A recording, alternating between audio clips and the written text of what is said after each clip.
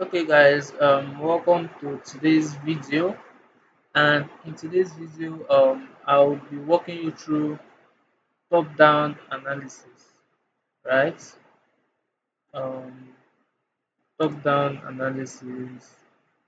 So basically this is how I analyze the charts from the weekly time frame down to the 30 minutes time frame for entries, and also to the 15 minutes time frame, right? Okay, so basically this is the weekly time frame. As you can see from here, we've been GBPUSD has been bullish. You can see we've been bullish from here. Okay, we've been bullish.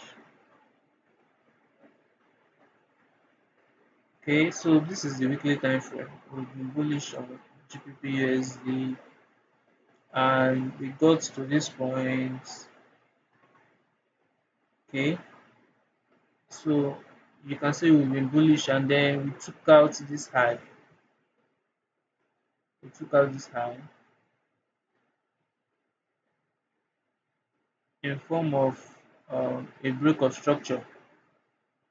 Okay, so we took out that high and broke structure. Okay, so that is a break of structure. Now, then after this break of structure, you notice price um pushed up, then we came to this other block here, and then we moved up, right? But you notice this high was not taken out. This high here was not taken out, right? So this low could not take out this high, so automatically this becomes a weak low, right? So this becomes a weak low.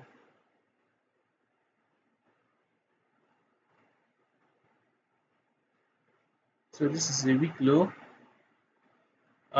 This is from the weekly time frame, and also if you watch closely, you discover price reacted from this candlestick here. See, price reacted from that candlestick.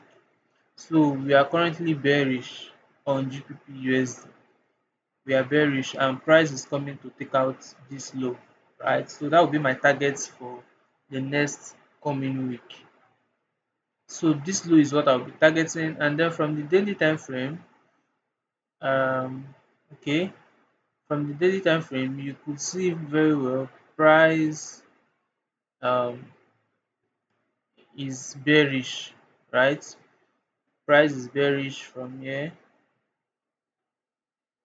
We reacted from here, right? And then we took out this low in form of a break of structure. Okay, we took out that low in form of a break of structure. So but our overall target is this low. This is our overall target. Now this will take some time. This might take weeks. It might take weeks for price to get to this target here. But then we had this break of structure here. We had a break of structure here.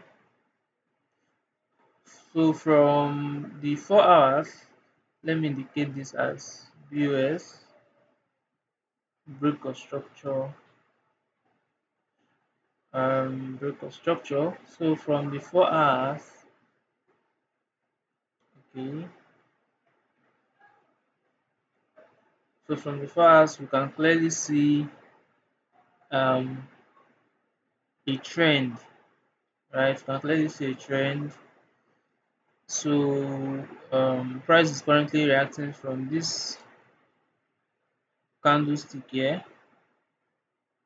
Okay, so price is currently reacting from this candlestick here, and we might continue the sell, right? We might continue the sell. Let's check, go down to the 1 hour time frame. Okay, so price is currently reacting from that candlestick. Look at the candlestick. This is the 4 hour candlestick I marked out, and look at how it aligned on the 1 hour time frame. right? So if this candlestick fails, if this order block here fails, for now I'll be expecting something like this. This is current price action. I'll be expecting something like this to the downside when the market opens, right? So that would be my expectation when once the market opens. But if I get to see something like this, if this order block would fail, I would want to see something like this, then a form of mitigation, then to continue the buy, right? This is a short term buy if we are to buy. So what I want to see is this low protected. I want to see this low as a protected low if I'm to buy, or price will um, bring another protected low, right? So I want to see this low as a protected low or price forming another protected low. So then if my bias changes to bullish, I would be expecting this liquidity. Everything here is internal range liquidity. This is a trend line liquidity as well, as you can see. Okay, so this is a trend line liquidity. I will be expecting price to clear this liquidity and then probably wait for a change of character to continue the sell. You remember our overall bias is bearish. We are bearish to take out this low, right? So there are two things I will do here is either I wait for price to continue, that is if this changes to bullish, I will either take the bullish trades and keep buying till we get a change of structure to bearish, or I would wait for the market to continue give us a bearish sign before I take the sell. So either ways, this is what I'm expecting on GBPUSD for next week, right? If you found this video useful, don't forget to subscribe and click the notification bell so whenever I make videos like this, you get notified. I drop videos every Sunday. So yeah, thank you for watching.